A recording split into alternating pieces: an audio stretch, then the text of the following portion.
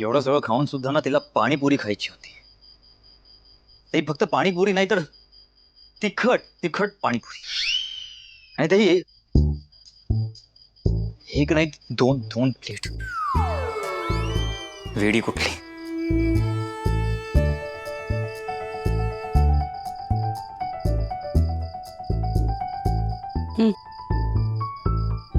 आई दूध ऍसिडिटी झाली ना तुला.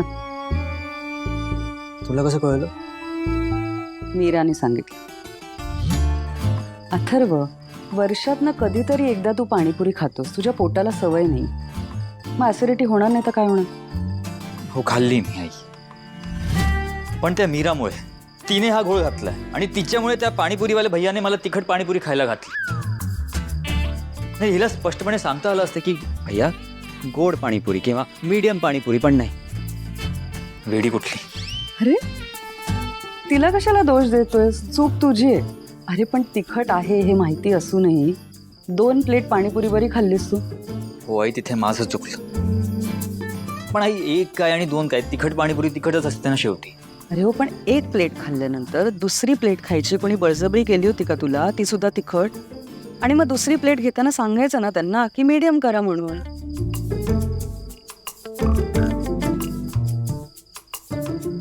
तुला काहीतरी सांग. इथे ये, इथे ये. सोड एक मिनिट. इथे ये ना एक अरे मिनिट. तुला पण- काहीतरी सांगायचं. तू बस इकडे. बस बस बस असं तुला काहीतरी सांगायचंय. बस. आई, झालं असं मान्य आहे मला की कोणी बळजबरी केली नव्हती माझ्यावर, पण मी एक तिखट पाणीपुरी खाल्ली आणि त्याचा मला त्रास झाला. ते माझ्या चेहऱ्यावर सुद्धा दिसत होतं. आई, वेदा हसली आणि काय गोड हसली ती. म्हणून मग दुसरी, मग तिसरी, असं करत करत मी 2 प्लेट पाणीपुरी खाल्ल्यात. कळतंय तुला? आई, वेदाला हसताना बघण्यासाठी ना मी पाणीपुरी काय विष खायला तयार आहे. अथर्व, तुला किती वेळा सांगितलं असं अभद्र बोलत जाऊ नको. देवी आई करू आणि माझं आयुष्य तुम्हाला मिळो.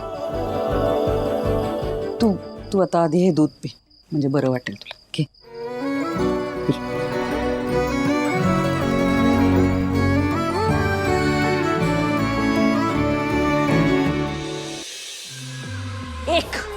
एक काम सांगितलेलं तुला अजित, तेवढं सुद्धा तुला धड जमलेलं नाहीये. आणि तुला कंपनीमध्ये बोर्ड ऑफ डिरेक्टर्स मध्ये अंबिकाची जागा घ्यायची आहे. I don't think buddy that is your cup of tea. थांब डाऊन माया, थांब डाऊन. हे बघ, मी माझं काम नीट करत होतो, पण तितक्यात तुझा तो हिरो करून आला तिकडे. बघा, मिशन अबॉर्ट करावं लागलं, नाहीतर अंगाशी आलं असतं आपल्या. बरोबर, आता तू हेच ओढणार. लूजर.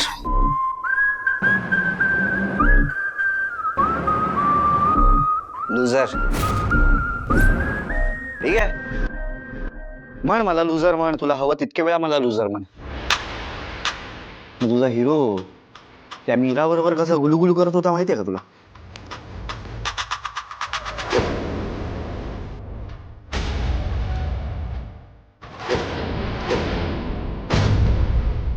या मीराचं तर सायलेंट केलं. हळू जरा. अगं, वेदाची बच्चा पार्टी होती, तू कशाला टेन्शन घेतेस? बच्चा पार्टी ना मामा ना. मला तर ती 2 लव्ह बर्ड्सची डेट वाटत होती. हा, पण तू जरा सांभाळून राहा माया, नाहीतर तो गावरान गोडवा कधी तुझ्या आयुष्याला करून तडका मारून जाईल ना. तुझं तुलाही कळणार नाही. Ajit, shut your mouth. Atharva फक्त माझा आहे.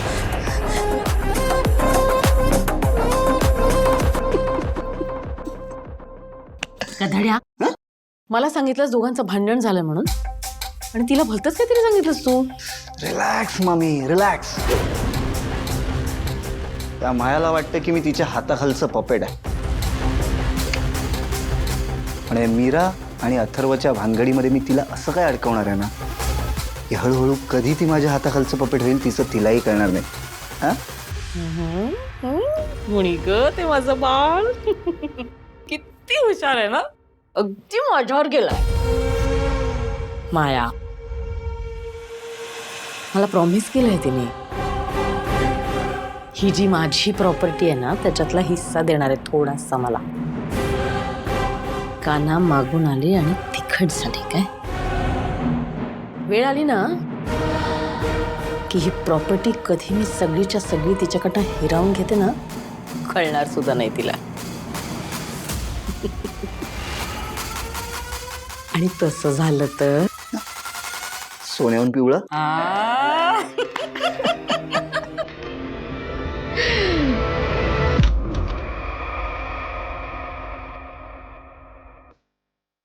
आला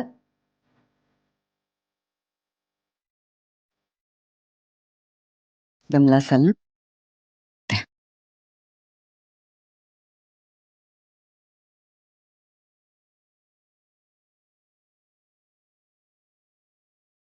आज तुम्ही दिवसभर घरात नव्हतात ना, तर माझं कुठल्याच कामात लक्ष लागत नव्हतं.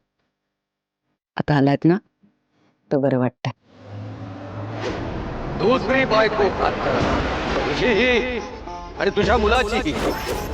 दुसरी बायको तुझीही आणि तुझ्या मुलाची आणि तुझ्या मुलाची.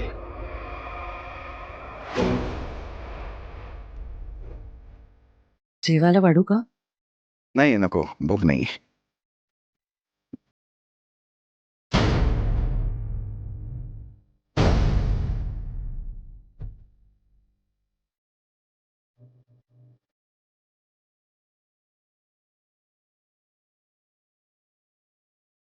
काय हो, कसला विचार करताय? बरं नाही वाटत आहे का? नाही काय नाही, जरा दगदग झाली.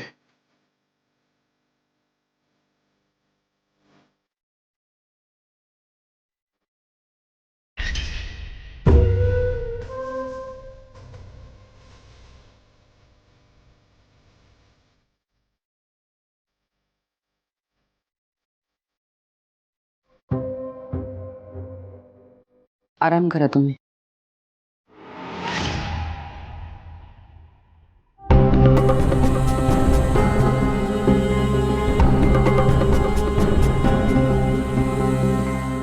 नाही, त्या बाबांचं म्हणणं नुसतं ऐकून सोडून नाही देता येणार.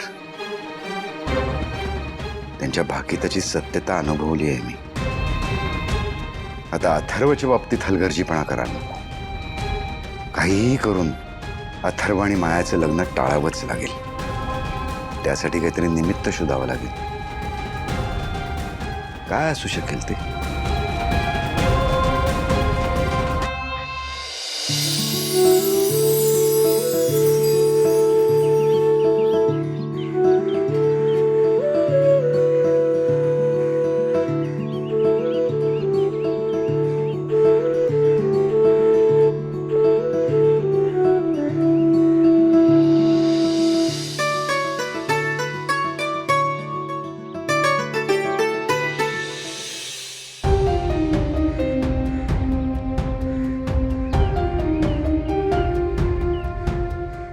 अशी काय बघतेस?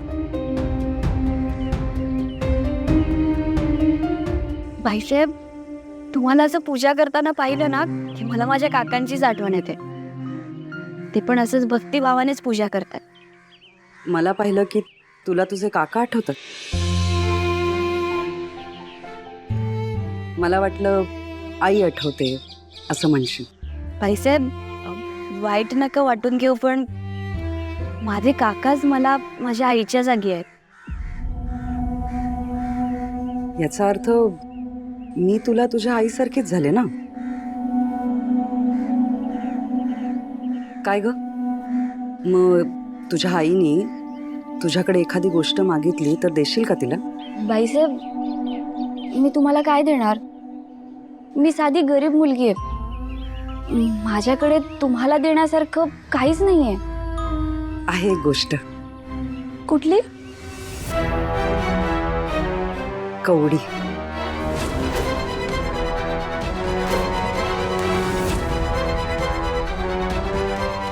मीरा, तुझ्याकडची कवडी मला देशील? तुला अशी परिस्थिती निर्माण करावी लागेल की ती स्वतः मीरा कवडी तुझ्या हातात देईल. मीरा, नाही देणार का? कवडीच होऊया ना. थांबा ना देते.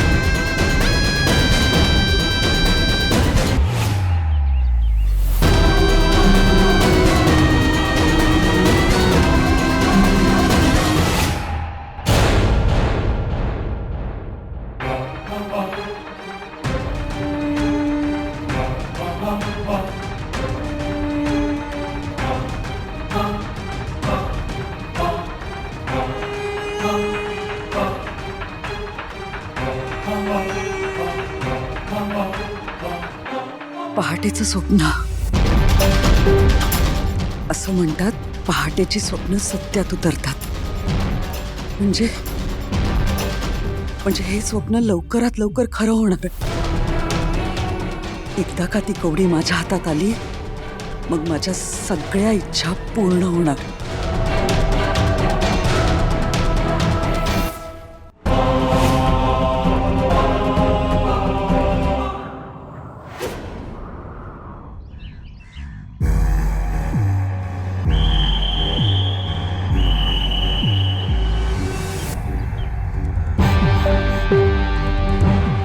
काल रात्रीचं माझं स्वप्न खरं होणार असं वाटतंय.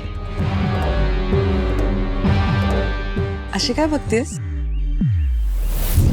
बाईसाहेब, तुम्हाला असं पूजा करताना पाहिलं ना की मला माझ्या काकांचीच आठवण येते. ते पण असंच भक्तिभावानेच पूजा करतात. मला वाटलं आई आठवते असं म्हणशील. बाईसाहेब, वाईट नका वाटून घेऊ, पण माझे काकाच मला माझ्या आईच्या जागी आहेत. म्हणजे याचा अर्थ मी तुला तुझ्या आईसारखीच झाले ना.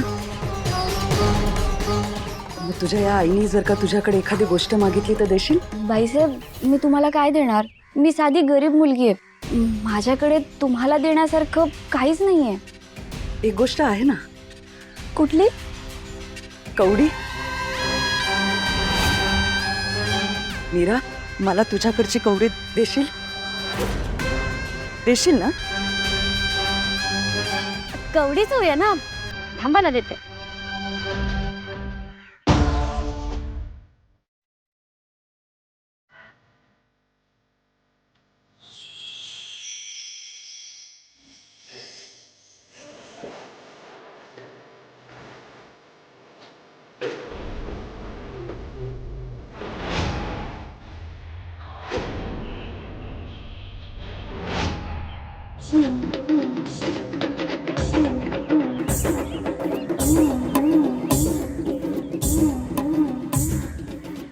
माफ करा बाईसाहेब,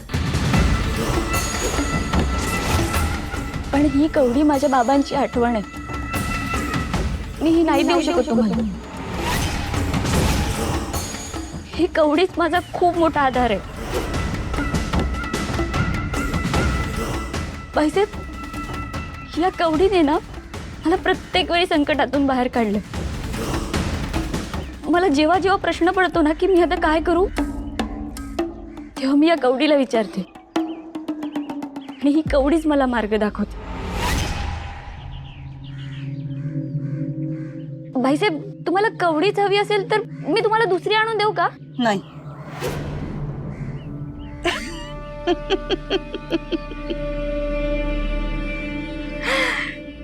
नाही. अगं नकोय मला. गंमत केली मी तुझी. मीरा, चल ब्रेकफास्टची तयारी कर. सगळे उठले असतील. जा आवर. जा. मंजिरी फसला, हा प्रयत्न पण फसला. ती मुलगी इतक्या सहजासहजी कवडी देणार नाही, कारण आजपर्यंत ह्या कवडीने तिचे रक्षण केले. असे असले तरी आपल्याला ती कवडी मिळवावीच लागेल. अरे वा, ते प्ले. आलीस? माया दही आण ग. अगं बायको, काय साखरपुडा तोंडावर आलाय तिचा, त्याच्या तयारीविषयी विचार ना. दही काढलंस का काय विचारतेस? तुम्हाला नाश्ता हवाय ना? का आज उपासच करायचा आहे? काय विचारतेस तू बायको? आधी पोटोबा मग Vithoba. Good morning. Good morning. Good morning I. Good morning बेटा. बस काय आज? ठेपले. वाव, ठीक आहे.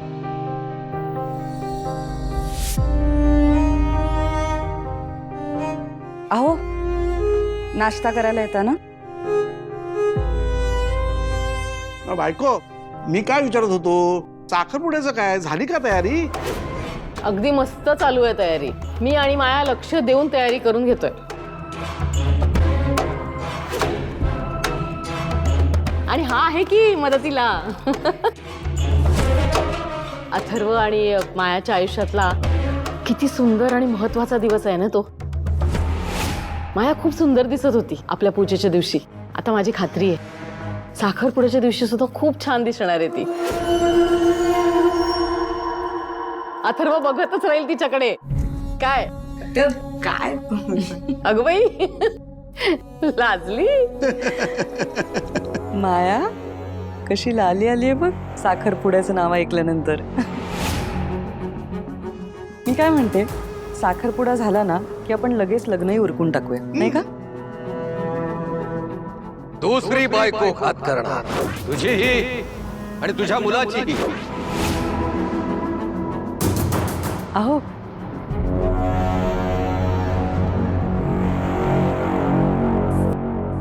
अहो, काय हो, तुम्हाला काय वाटतंय?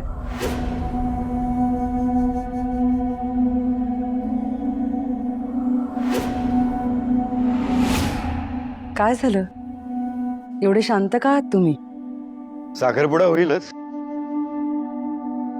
पण त्यासाठी माया आणि अथर्वची पत्रिका जमणं अत्यंत आवश्यक आहे.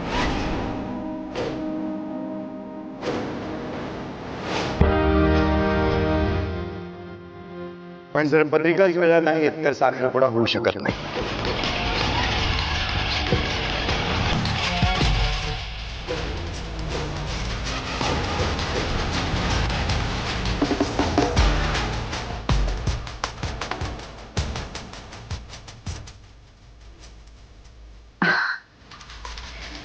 हो, आता आता हे काय तुमचं मध्येच? दोघांची मनं जुळली आहेत ना, ते पुरेसं नाहीये का? दादासाहेब माफ करा, पण does all this really matter ना? हो, पत्रिका जुळणं महत्वाचं आहे.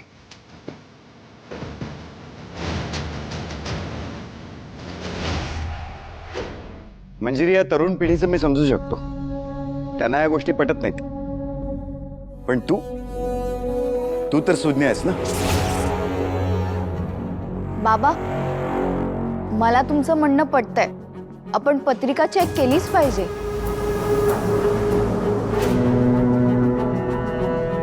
हे बघा, मलाही कळतं पत्रिकेचं महत्व, पण अंबिका आणि अथर्वच्या लग्नाच्या वेळी पत्रिका न बघण्याची चूक आपण केली आहे, आणि त्याचे परिणाम आज सगळं घर भोगतंय. मंजिरी,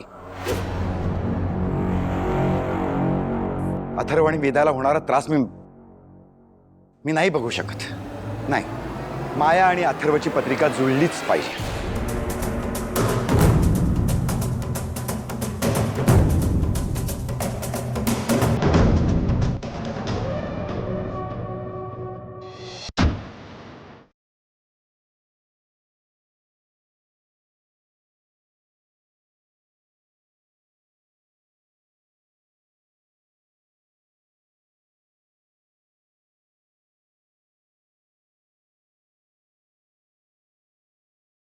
अहो, तुम्ही माझं नाही ऐकणार?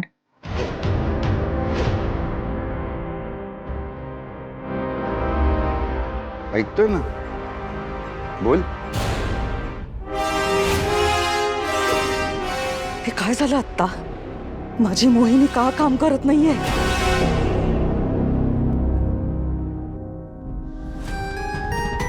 साखरपुडा व्हायला माझा विरोध नाहीये, पण साखरपुडा व्हायच्या आधी तुमच्या दोघांच्या पत्रिका जुळणं हे अत्यंत महत्वाचं आहे आणि त्यासाठी तुझी जन्मपत्रिका हवीच.